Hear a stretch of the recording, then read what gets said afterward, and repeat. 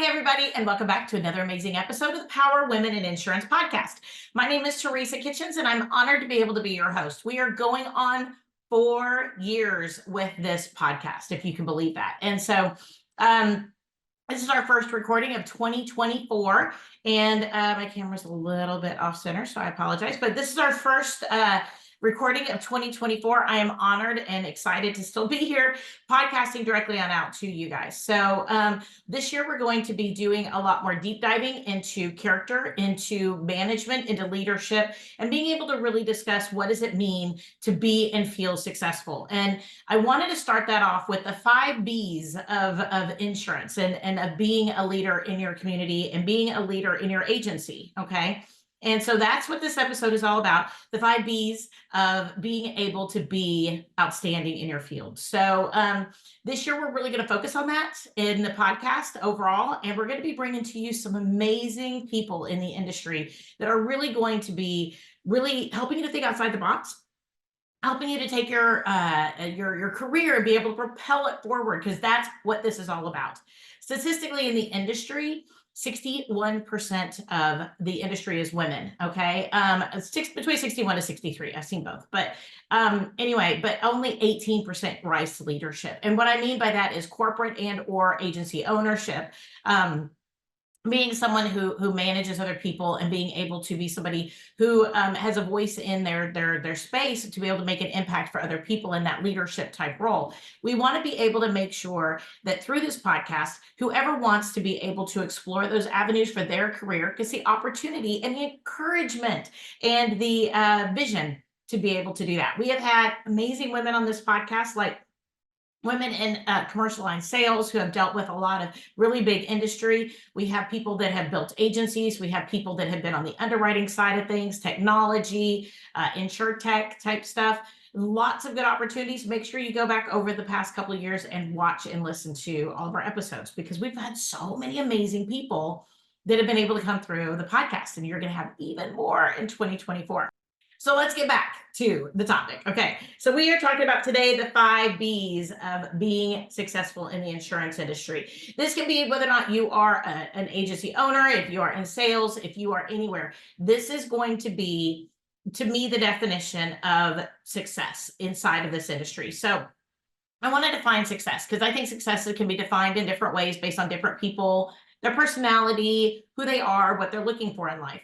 And one thing I always say is you can have everything in life. You just don't always have it at every moment, right? I think we get super confused some days about thinking that having it all means everything at the same moment. Like, our kids are in a really amazing place. Our business is super profitable financially. We're still able to travel and do all the things we want to do. And all of our team members are super happy and elated to be able to work with us.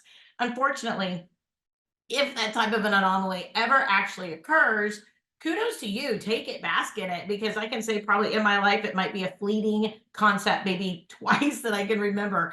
So there are times in your life when you do achieve that equilibrium in that, and in that moment, just stop and enjoy it, because it does not last long.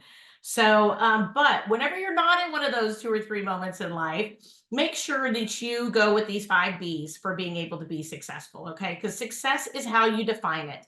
For me, success is being able to run a happy, healthy team with happy, healthy clients and with a happy, healthy business, okay? So that is my definition of success. I want to be happy and healthy on my own, just physically, emotionally, personally, okay? I want to be able to be focused on what my team needs, empowering them, helping them to feel like they are the bomb.com. That is my goal. And then I also want the clients to feel like they get what they need. They are the bomb.com as well, right? I think that that's never going to be completely achieved all the time, because people are different. People have different goals and they have different temperaments. But I can pick out the right people to be on my team who are going to give us as much of that as possible. And then I can build systems and structures and community around that goal. So for me, success is not reaching a number in my agency. Yes, I have numbers for my agency. Yes, I know the numbers of my agency.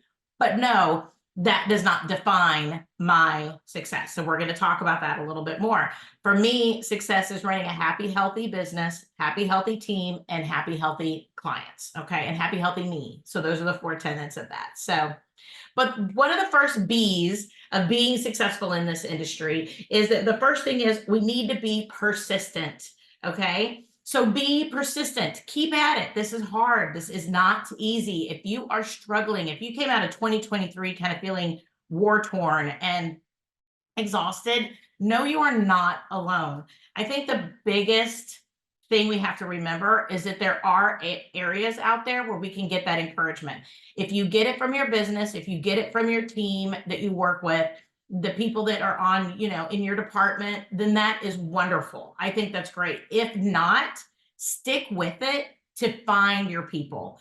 And I think sometimes we want a community to naturally bloom around us. And then whenever we either have a falling out with, say, a friend or a teammate or a boss or something, that sometimes then we can get really discouraged on the job itself.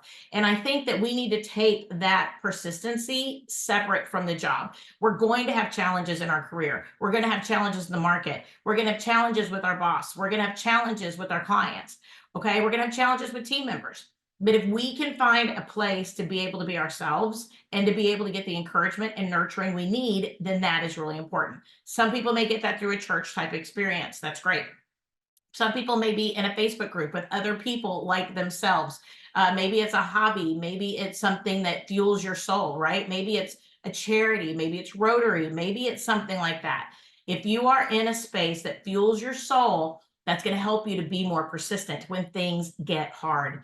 Then I really think too, we need to make sure we have those industry alliances, either with our carriers, with other people in the industry. Again, Facebook groups are great for this because they're low key. You can kind of pop in and out whenever you want to, maybe even ask some questions about how to do things, but they give you knowledge. They give you emotional sustenance for those times that get really, really hard. And that for me has worked out wonderfully. I just want to encourage people out there. There are various Facebook groups out there for different purposes within the insurance industry. Some are women-based, some are role-based, some are, if you're in commercial versus personal, whatever it might be. There are tons of them out there. There's all sorts of state associations where you can go to events and get to know people, but finding your tribe, if it's between your personal, emotional, your maybe physical, if it's, a group at CrossFit or something, if that's what you're into, if it's somebody in your industry, if it's somebody even on a Facebook group that you can bond with to encourage you to be persistent. This industry is, just so everybody knows, for the first 3 to 5 years, you almost starve. Okay. Depending on what your role is in this industry, especially for sales. But then after that, people say you're the most overpaid employee ever, because of the fact that the reality is that with residuals and the different pieces of the conversation in insurance, then we get that security that we don't have to, scrape for every dollar. But you may be in that stage where maybe a carrier left the market and you're having to remarket everything over to another carrier. Or, something happened in, your industry to where, like right now, if you have a lot of investors in like real estate or something like that, the game has changed. I mean, it just has. And so I think if we look at where we are, and if we really take a time to think about what we can control versus what we need to just let go, I think that if we are persistent in being knowledgeable and present and all of those other pieces, and we're going to get to some of that as well, I think the persistency is what gets us through. And I made that number one because what do they say? It's not over till it's over, right? Until we actually quit, it's not over. We may feel like quitting. We may be broken, battered, and bruised, but until we quit, it's not over. And that doesn't mean it should or shouldn't be over, okay? But don't assume it's over before we actually get to the point where we know for sure if it's over, okay? Most small businesses, if you have gone into business in the last 2 years, most small businesses don't make it 5 years. Insurance is a little bit different because a lot of people have had some industry experience and then they come in and they get with a cluster or whatever. But if you are struggling, just be persistent. Okay, we're going to talk about some other things, but that is number one. Number two is be present and aware. I think sometimes when things get tough, we stick our head in the sand. And I think I don't look at all the facts. I don't look at all the things going on around me. And I want to ignore things so that I can quote unquote be happy. And being happy doesn't mean being right, and it doesn't mean doing the right thing. For years, when my husband and I first got together, we've been married now for 12 years this year. And back 13, 15 years ago when we were dating, I hadn't filed my taxes for like 2, 3 years. And so that was one of the first things. He was like, Teresa, we got to get this taken care of. You've got to get your numbers in the right place. And he would say things like, so, what is your close ratio? I was like, I don't know, because, we get leads, but I don't know. And it was really challenging for me to get my head out of that because I didn't want the stress. I wanted to just enjoy life and my business, but my business was not growing and not flourishing because I wasn't present in the business. I was playing small. I was doing things that at that time I felt like were very appropriate. And I'm not going to say they were inappropriate, but I was very focused on being a mom. I was a single mom at that point, and just trying to take care of my kids. And that was a great season for me. But what I did was I set my head in the sand, and that was not good for my business. So be present. Okay. So we talked about being persistent, but then being present and being aware. So that means knowing your numbers. It means talking to your team members if you have team members. It means maybe looking at what's really going on around you. If you are part of an organization or an agency that struggles with systems and operations, if you need to step up to the plate on that and say, hey, I'm willing to help spearhead this for the agency or for the business, and say, hey, let's grow together to make this a better business. If that's what you want to do, go for it. Right? Talk to your direct supervisor, talk to the powers that be a part of the change, but be aware of the change that needs to occur first. Be present. Don't be so far in the future that you're so upset about where you're not at. Don't be so far in the past that we're carrying fear and judgment and just being terrified out of our minds because of something maybe that happened with a sale 3 years ago. That's me. And being present right here, right now, but aware of where you want to go, aware of what's happened in your past, but being present in the moment, exercising self-love in that moment, knowing what your stage of your agency is or your life. That, like I said, if you're a single parent right now and this is all you got, then go for it. Make it the best you can make it in that moment, but don't go hide your head in the sand. I've done that. It did not benefit me at all. And it wasn't until my kids were pretty much grown that I came back to my business and I said, okay, now we're ready to grow. And it worked out fine. But I can tell you, I was very poor for a lot of years, that I unnecessarily was poor because I kept myself in that position because of the fact that I wanted the flexibility to be there for my kids. So I didn't orchestrate my business in the way that it was set up for growth. So just know where you are, be present, be persistent, and be aware. So there's a little bit out of order there for our first two, but be persistent is number one. Okay. If you're doing something you don't need to be doing, change it, right? Be aware and be present. Okay. Number three is going to be open to changes and new ideas. In this industry, I think the thing I hear the most is, hey, I went to my boss and I was talking to my boss about maybe some new technology or something that would be awesome, or maybe we could text, or maybe we could do these different things. And my boss like, nope, this is the way we've always done it for 38 years. We're going to stick with it. The reality is it could be that your boss just doesn't want change because it means that they have to change. So therefore, they may not want to get the other team members on the boat for change. But like we talked about in being the present and aware, maybe you could be the beacon for change. I know sometimes people who that's not their agency or that's not their ownership, and they say that's not my job. I hate that. Everything in business is everyone's job, period.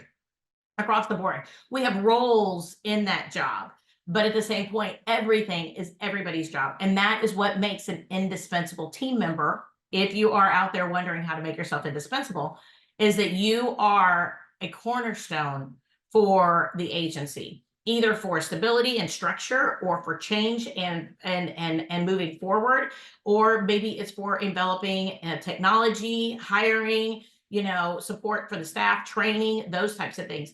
Make yourself invaluable to the team, to the agency, and therefore be open to change. Think about new ideas, bring new ideas to the table. If they aren't successful, give them time to bloom, okay? Because we bring something up to somebody does not mean it's going to be a one and done. Oh, we're just the best thing ever. I always call it the rom-com life, right? Like, I always think that if I'm going to say something to a friend or to my husband, that all of a sudden the heavens are going to open up, and like that's going to go, whoa, and this heaven music is just going to say, oh my goodness, Teresa, you just totally changed my mind for all of eternity in the better, because, oh my gosh, what you said was so impactful to my soul. People, that has never happened. It will never happen. I guarantee you it will never, ever happen. So the reality is we have to sit back and understand our job is not going to be that way either. Okay. I'm not going to bring something up to my boss and they're going to look at me and go, oh my gosh, what a great idea. You are like the best. Oh my gosh, let me give you all the resources, all the money, all the time, and all the effort to be able to make sure this gets implemented correctly. That's never going to happen. That's a rom-com, right? So the reality is what we need to be focused on is little baby steps at a time that perpetuate change or perpetuate change, right?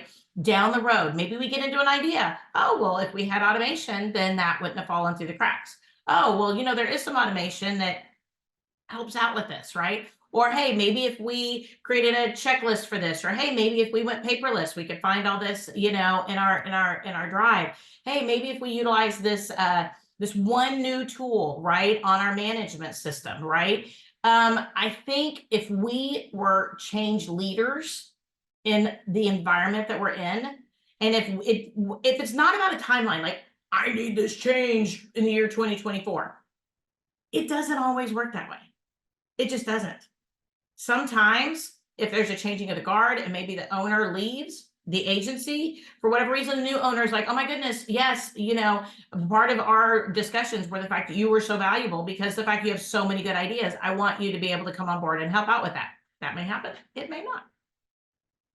But it might be that then maybe an owner is able to see one little change that could help the agency. And then by setting that example, being able to maybe pilot a program, and then being able to share it with other people, train it, take it off of the supervisor's desk, whatever, or a sense of responsibilities.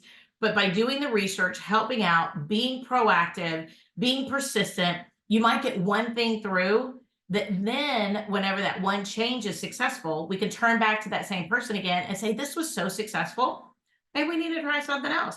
But it doesn't mean you try 20 things at once, right? We try maybe one thing at a time, maybe two things at a time. I love to say on this podcast, how do you eat an elephant? One bite at a time, right? So as we're looking at that elephant, what is your vision versus someone else's? Are you stepping back from the elephant to be able to see the elephant in its entirety? Or are you looking at the tail thinking that it's a rope? Are you looking at a leg of an elephant thinking it's a big gray tree stump or something, right? Are you looking at the trunk thinking that the trunk is a shower, right? But if you don't see the entire elephant, you don't know it's an entire elephant. So step back, look at the project that you're looking at. How would it impact others? How would it impact you? Take baby steps and small little steps to be able to implement that change, but be open and aware to changes that need to be made around you. And be that person who advocates for the agency and for your team members to get it all done. Work as a team with people. Maybe say, hey, can we put together a committee to be able to learn all the different pieces of our management system? We have it. You're paying for it. Let's learn all the different pieces. I don't know the statistics around that, but I think that I've heard it a couple times. Most agencies use, I think, less than 30% of what the management system is capable of. So if you wanted to be able to have somebody in your office who just specifically is in charge of learning one new thing and implementing it in the management system every month, that would be a huge year of growth technologically. something that doesn't even increase your bottom line financially, but you're using what you have more efficiently. And maybe if it's a feature that y'all don't need, you agree as a team. We don't need it, but at least we knew what it did. And at least we had an opportunity to be able to implement it. Huge, huge, huge. Be open to change and new ideas. That's number 3. Number 4, be generous. Be generous of your time, talents, efforts, energies, and your words. If we are cruel, if we are judgmental, and if we are unkind, we statistically, okay, again, I don't know statistics on this, but if you think about the 2020 rule, right? 20% of the people are going to respond really well to whatever it is you do. 20% are going to be completely repulsed by it, right? And then you have in the middle 60% that are going to be kind of here and there, okay? So if we look at it, if you want to be that iron sharpens iron, if you want to be that leader or that team person that's like, let's go, that's great, but that's what you're going to attract, okay? And be aware of that. So don't think that you can go on out and hire the sweet little, team member that is kind and loving and more nurturing in an environment of let's go, that's great and that's fine. Just make sure you hire for that, right? That's your culture. And there's a lot of rah amazing culture out there that's very, Grant Cardone, super driven, kind of tough love, iron sharpens iron, all of these things. And I agree with them. I just think the methodology that we go through, we have to understand attracts our target market. And if that's your target market, the way you talk to people, the way you talk to your team, the way that you do that, great, that's awesome. Just make sure that your target market isn't something completely different, right? So being generous with your words, being generous with your time, volunteering in your community, being able to volunteer with your team, being able to listen to your team, listen to your teammates. All right. If you are not necessarily that person in leadership, take the time to listen to your teammates, help them solve their challenges, help them maybe with time blocking or something else maybe that might help them a little bit better. Maybe with something on the management system that maybe you learned as a skill that they haven't learned yet that the management system can do. I don't know, whatever it is. Be generous of your time, your spirit, your words, and your generosity. Okay, that is going to be huge. It's going to get you far, and it is a big factor of success is being generous. Number 5 kind of goes into being generous, but it's a little bit more than being generous. It's really about being kind. I'm really, as y'all know, I'm really into Brene Brown. Brene Brown has a great saying, and it is clear as kind. And that is our methodology or our whatever you want to call it, our mantra for 2024 in my agency, clear as kind. We want to be clear with our clients, what to expect, how things are going to go with this, maybe a cancellation or with new business or with moving them from one carrier to the other. We want clear as kind to our teammates. What do we need? What do we expect? How can we get it? We want to be clear as kind with our boss, with the other people around us. We want to make sure that people know what I need from a position, and I want to make sure that I know what they want from a position, right? What do they want from me? What am I willing to give, and what am I going to give, and what am I hearing them say? Really important. What do I hear somebody say? And then also think through what do they need. But don't judge what they need.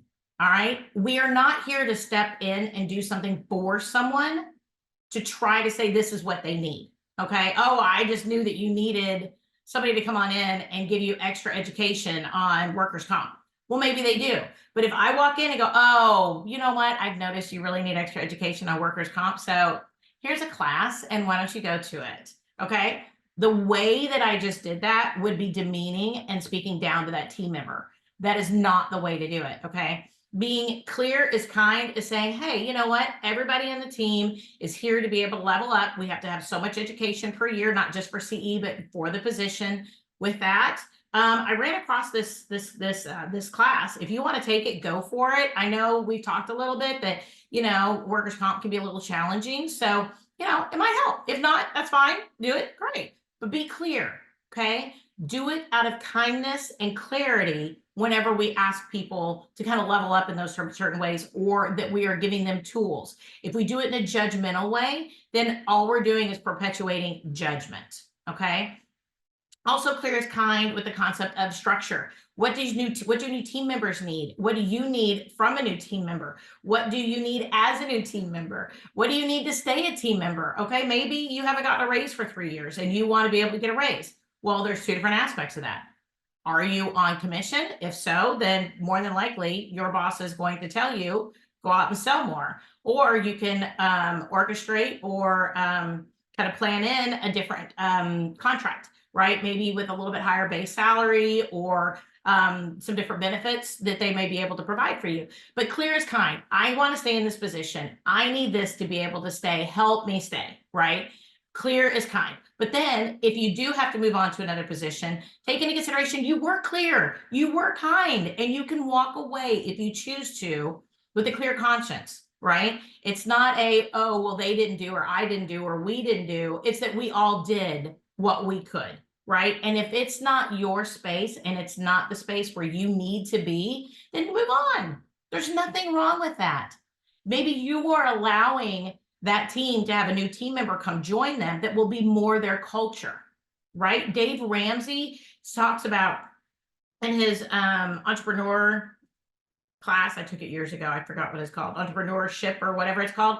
Anyway, he said the biggest thing about hiring and firing is that we need to understand, and this is for quitting too, is that if that's not our space, then it might be somebody else's space, and we're being kind to setting them free into the world to go find a position and a job that meets their needs, takes care of their family, soothes their soul, and what you have may very well be somebody else's next dream job.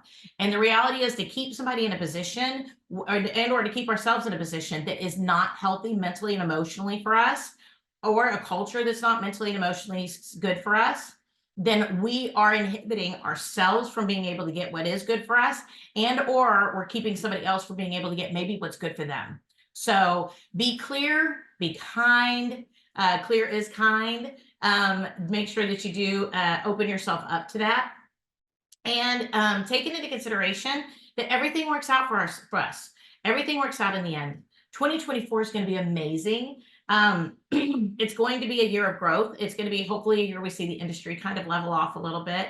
If it doesn't, then you know what? We'll be fine. People, we're not brain surgeons. We're not out there curing cancer. We're not out there, working with families whose children have severe, challenges. We are insurance agents. We help, we protect, but we do our best. And we can't control Fortune 500 companies. We can be on boards and we can have a voice and we can be advocates for our clients. 1,000 billion%. But we are not here to be able to force our way through and try to be the change. We are here to be the change. That I want to make sure I'm clear on that, because as soon as that came out of my mouth, I was like, that's going to be taken wrong. We are here to be the change. We are here to impact the change, to be a beacon for change. But we are not here to strong arm, make enemies, and be forced out of an industry where we cannot be able to be impactful because we did it in the wrong way. So feel the room, clear is kind, be generous, make sure you're open for change, be aware and be present and be persistent. And you will find in 2024 the success that you need and that you want based on what you're looking to be able to achieve. So be aware, know what you want, know what season of life your agency is in, and then exercise the 5 B's of success. My name is Teresa Kitchens. Thanks so much for joining us today at the Power of Women in Insurance podcast. It is my joy and my pleasure to be able to be your host. Please reach out to me if you have any questions. You can find me on Facebook. You can find me on LinkedIn. I'm on Instagram, anywhere that you want to be able to find me.